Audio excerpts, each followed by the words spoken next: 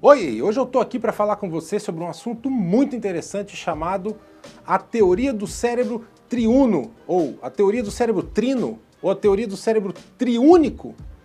Pois é, que confusão. Se você for procurar na internet, você vai encontrar essa teoria com todos esses nomes.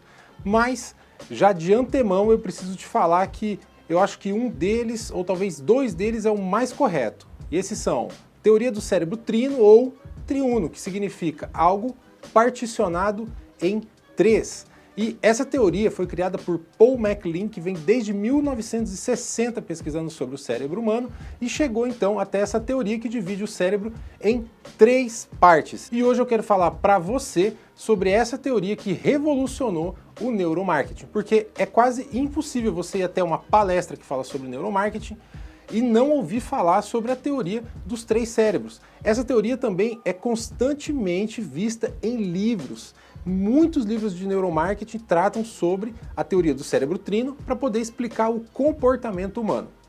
Paul MacLean, em 1990, lançou um livro chamado The Triune Brain in Evolution, e ali ele colocou então a sua teoria. Daqui a pouquinho eu vou te mostrar esse livro, vou te mostrar também as divisões cerebrais aonde se encontra o cérebro trino e como que ele funciona para a gente poder entender um pouco mais sobre o comportamento humano pela ótica da teoria do cérebro trino. Então, vamos lá!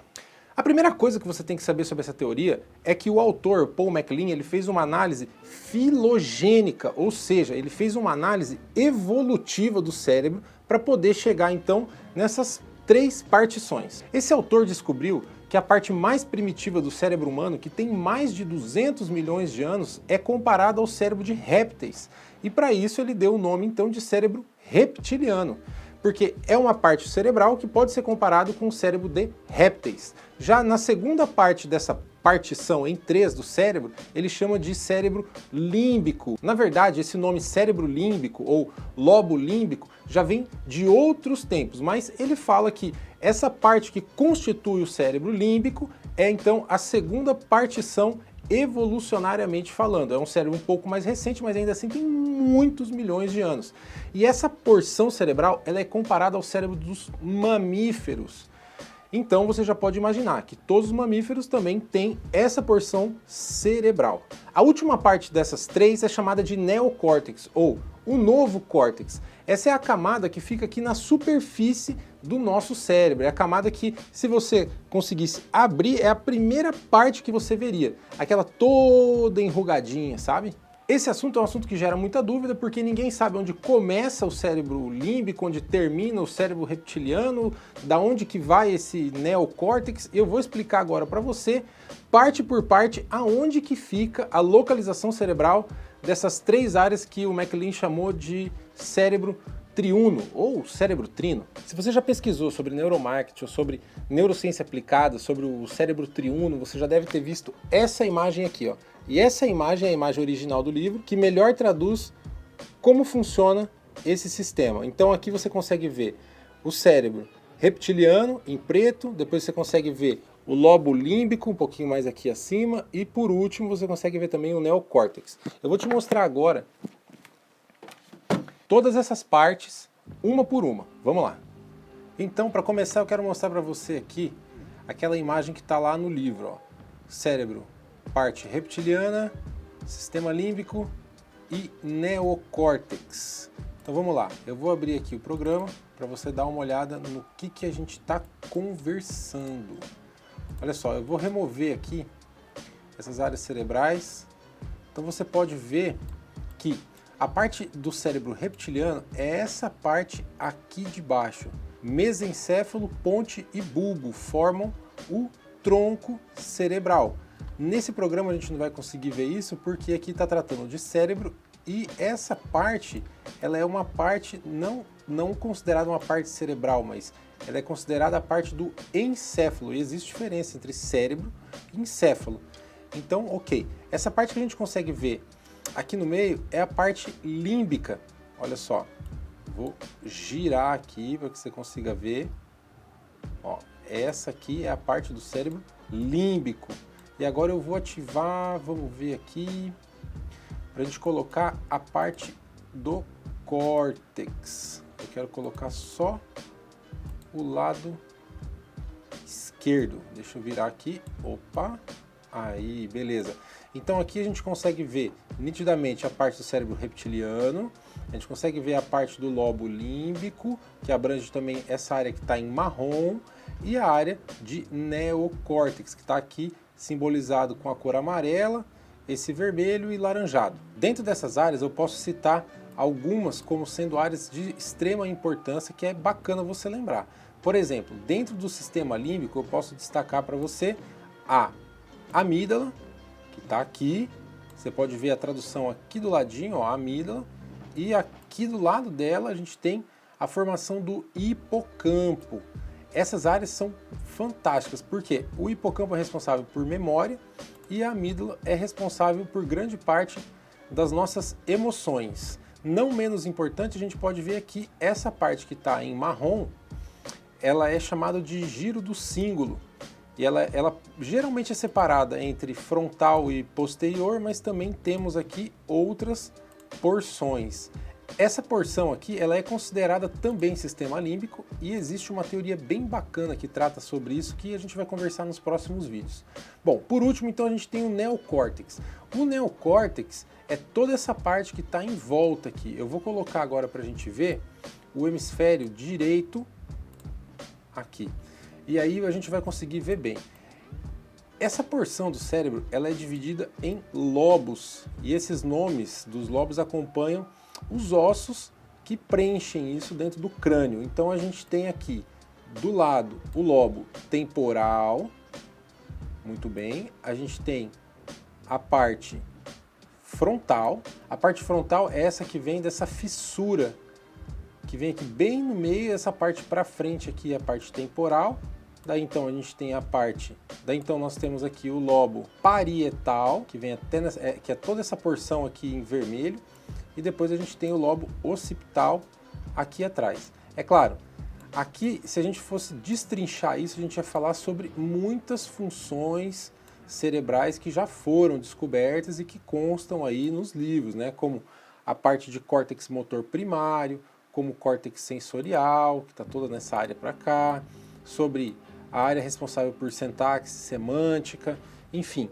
Pois bem, então aí a gente tem a área límbica, que fica nessa parte interna do cérebro, e ao redor a gente tem um neocórtex, e lá embaixo a gente vai ter a parte do cérebro reptiliano, que aqui eu não consigo colocar cor nenhuma, porque ele faz parte do encéfalo e não apenas do cérebro. Legal, agora vamos voltar para aquilo que a gente estava conversando, que é o seguinte: a minha intenção aqui é que você consiga entender o que é responsável por cada coisa se a gente for analisar isso pela ótica da neurociência aplicada e, é claro, da teoria do cérebro triuno. Então, a parte do cérebro reptiliano ela é responsável pela parte réptil, ou seja, por reações instintivas, como por exemplo a reação de luta ou fuga ou a reação de descanso e de sono. Essas reações podem ser comandadas pelo sistema nervoso autônomo, que eu já tinha até comentado em outro vídeo que ele é simpático ou parasimpático. Mas tudo bem, vamos lá. O sistema nervoso autônomo, como o próprio nome diz, ele é automático. Então quando você ouve uma pessoa falar: meu Deus, eu fiquei morrendo de medo e travei, eu colei a placa, eu não soube o que fazer. Isso é uma reação do sistema nervoso autônomo que é mediado também pelo cérebro reptiliano. E quando uma pessoa chora, quando ela fica muito emotiva, quando ela sente pena, dó, piedade, isso tudo é função da parte límbica do cérebro. Aí é aquela parte onde eu planejo o futuro, onde eu tenho criatividade, onde eu consigo fazer contas, raciocínios matemáticos, lógicos, e isso tudo é função de córtex, principalmente do córtex pré-frontal, que em nós, Homo sapiens, é muito mais desenvolvido do que nos primatas. Os primatas também têm neocórtex, também tem córtex pré-frontal, mas no ser humano isso é muito mais avantajado, que é o que nos torna diferente dos outros animais em questão de raciocínio e programação lógica.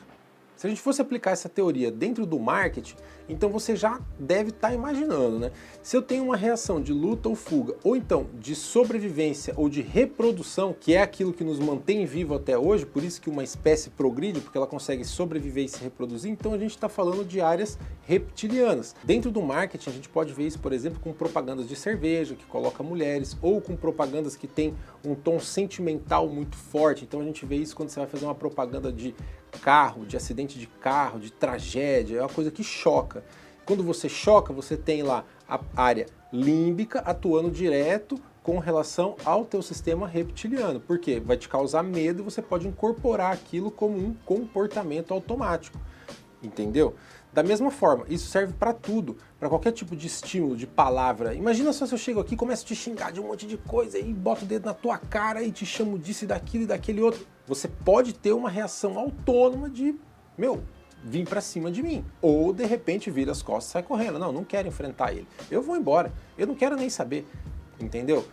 É essa a diferença que tem, então, entre os três cérebros. A parte neocórtex é a parte responsável pelo raciocínio, pela programação lógica. A parte límbica é responsável pelas nossas emoções e sentimentos.